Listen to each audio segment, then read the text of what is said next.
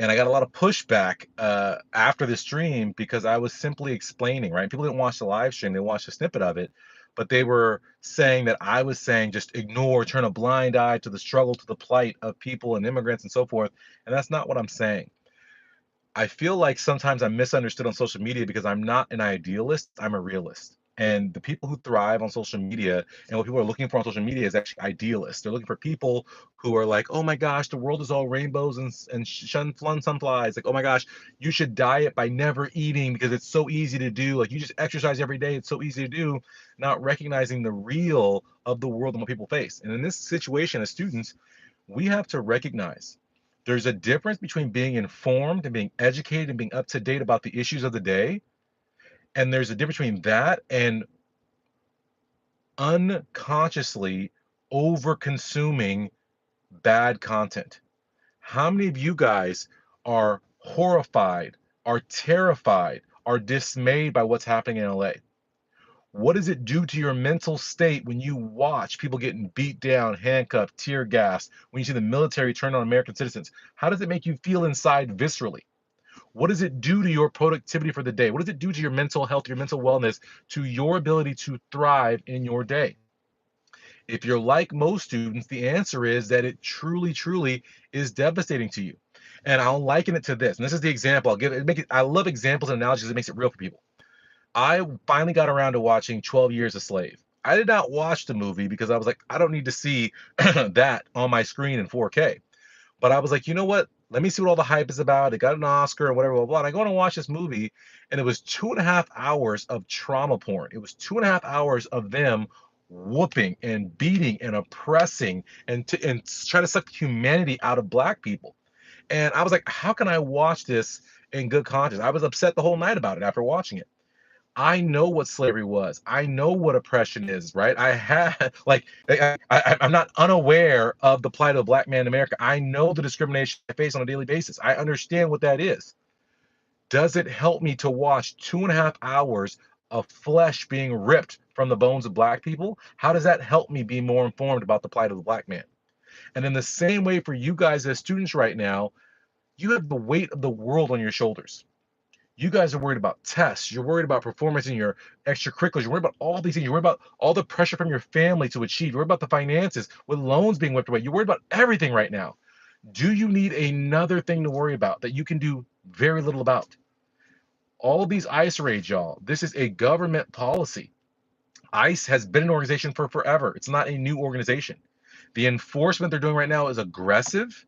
It is they're going into kids' schools and getting them to call their parents. They're going into hospitals, pulling patients out of there. It is aggressive. It is in the forefront. But ICE raids are a thing that happens every day, every year, going way, way back. It is not new.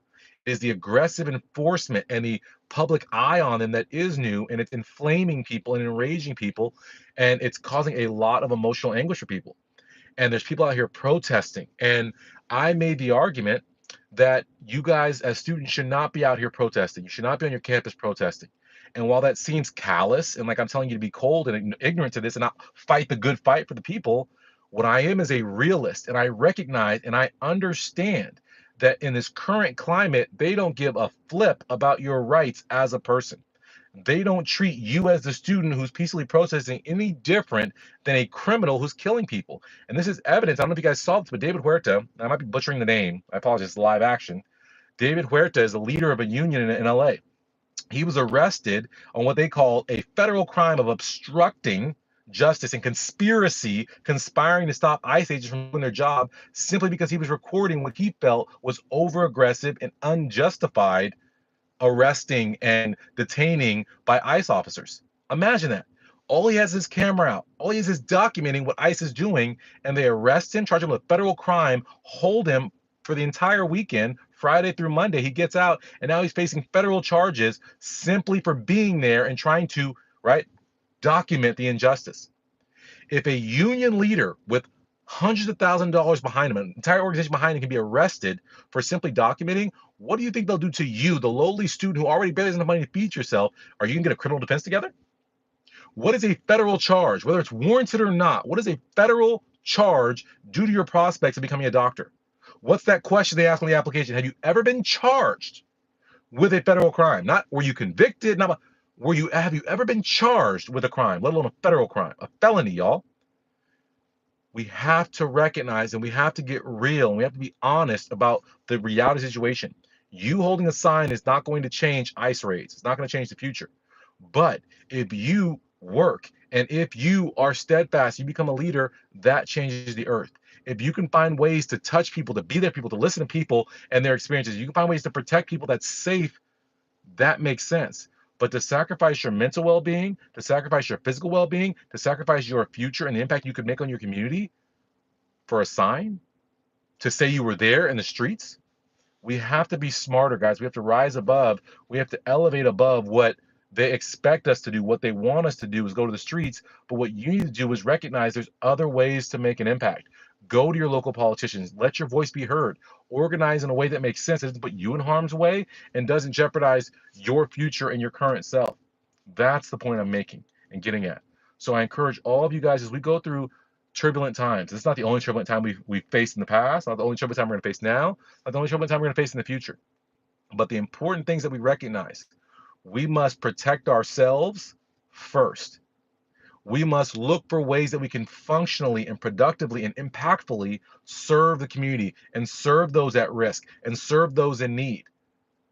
But right now, it's too dangerous out in these streets for you guys to be out there potentially getting rounding up. I saw a thing last night where they arrested CNN's entire news crew simply for, again, documenting what's happening, just for being there, and escorted them out in cuffs, cuffed behind their back, out of the protest area. Do the right thing, guys. Recognize you are a small fry on the scale. If you want to move the needle, talk to your congressman, talk to your senator, talk to your governor, talk to your local politician, send letters to Trump, whatever you got to do. But being out in the streets right now is too much, too dangerous, too chaotic. So I encourage all you guys. I had a couple minutes here. My patience now here, but I'm going to go. But please, guys, protect yourself. Keep your eye on the community. Recognize that people do need you. Um, and it's going to be okay. We're going to get through this. And it's a travesty. It's an injustice. But we have to continue on and recognize that we have to live to fight every day, not just today. We can't go get federal crimes just for being present. All right, y'all. Have a wonderful day. If you have any questions, you have things you want to talk about, aspects of this, comment below. It's a discussion, right? I'm here for you guys, for positivity, productivity. This is a community we have for us getting better, for us uplifting. So engage, guys. Let me know what you guys think, and I'll catch you guys later.